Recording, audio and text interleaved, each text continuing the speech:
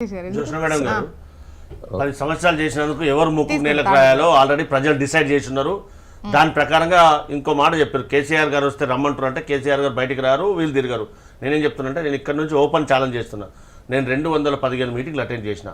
షేక్పేట్లో 55, బోరబండలో 15, కృష్ణానగర్లో 25, అదే రకంగా యూసుఫ్గూడలో 15 మీటింగ్లు. ఇందాక మా శుభప్రద్ భాయ్ అన్నాడు కదా, తిరిగే అవకాశం లేదు అన్నాడు. నేనే ప్రత్యక్షంగా మీటింగ్ పెట్టినటువంటి ఫోటోలు దాంతోపాటు చూపిస్తాను. మరి కాంగ్రెస్ పార్టీ తరఫున నేను దిగినటువంటి ఫోటోలు చెప్తా, దాంతోపాటు మీకు సమయం చూపిస్తా. ఎందుకు చెప్తున్నానంటే, ఎందుకు మాట్లాడుతున్నానంటే, అబద్ధం మాట్లాడడం అనేది మంచి పద్ధతి కాదని ఒక మాట అయితే, రెండో అంశం ఏంటంటే, మనము ఎప్పుడైతే బీఆర్ఎస్ పార్టీ రెండు పర్యాయాలు కల్పిస్తే ఎన్ని సమస్యలు ఎందుకు ఉన్నాయండి? డెవలప్మెంట్ ప్రాసెస్ అంటే ఎన్ని సంవత్సరాల వరకు అవుతుందండి? డెవలప్మెంట్ ఎన్ని సంవత్సరాల వరకు అవుతుందండి?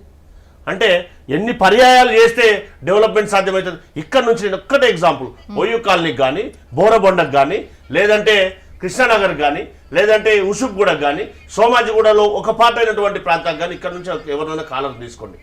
ఎస్, బీఆర్ఎస్ ప్రభుత్వంలో చేసినట్టయితే ఒక్కసారి మీరు చూసి చెప్పండి. చూసి చెప్తే మీకు కూడా అర్థమయ్యే అవకాశం ఉంటుంది, అది కూడా తెలిసే అవకాశం తెలుస్తుంది కదా. సో ఈ వాస్తవాలు చెప్పకుండా అబద్ధాలు చెప్పి పూట గడుపుకుంటే బీఆర్ఎస్ పార్టీకి తగదు అనేది మనం రెండు పార్టీల మీద వాళ్ళు ఒక 10 ఏళ్ళు, ఈ తర్వాత ఈ 2 ఏళ్ళు మీవి. సో మీ ఇద్దరి మీద నమ్మకం పోయింది కాబట్టి బీజేపీ వైపు చూసేటువంటి అవకాశం ఉంది. ధీమాలో అటు బీజేపీ ఉంది. ఈయన 4 విషయాలు చెప్పారు, కానీ ఎలక్షన్లు వచ్చినప్పుడు కొత్త పథకాలు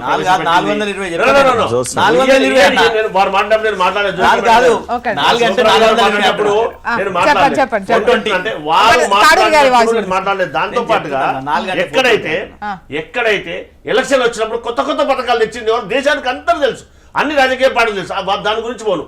కానీ మేము చేసినాయి, రేషన్ కార్డు ఇచ్చినాం, సన్న బియ్యం ఇస్తున్నాం, దాంతో పాటుగా డబుల్ బెడ్రూమ్ ఇళ్ల గురించి ఎక్కడైతే వాళ్ళు కట్టిపోయినరో అర్హులైన వారికి అందరికి కూడా వారిని ఐడెంటిఫై చేసి ఇస్తున్నటువంటి పరిస్థితి. మా పరిస్థితి కాదు, కనీసం కట్టిన డిస్ట్రిబ్యూట్ చేయలేదండి హైదరాబాద్. వాస్తవం మళ్ళీ మీరు తీసుకుంటారు.